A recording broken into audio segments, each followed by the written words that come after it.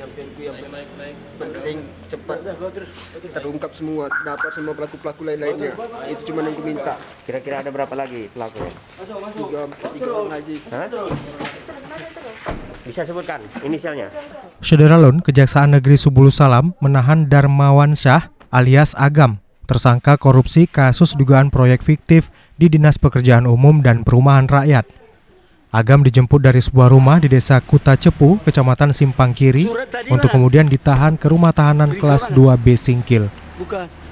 Menurut Kepala Kejaksaan Negeri Subulu Salam, M. Alinafiah Saragi, tersangka 3 kali mangkir dari panggilan dan sudah sepekan terakhir dalam pencarian. Proses penyidikan ini kami panggil secara patut dan layak, tapi tidak juga hadir, sehingga akhirnya terpaksa kami melakukan pencarian, dan pencarian ini juga sudah kami lakukan selama kurang lebih 1 minggu, dan akhirnya ujung tadi malam sekitar jam 4 itulah kami menemukannya. Agam sempat berusaha memberikan keterangannya kepada wartawan, namun tim kejaksaan buru-buru mengarahkannya menuju mobil pengantar ke rutan Singkil. Pelaku-pelaku lain-lainnya.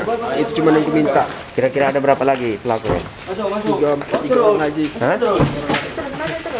Bisa sebutkan inisialnya? Nggak usah bang. Saiful. Nggak usah bang. Dari Subulu Salam, Khalidin, Serambi On TV.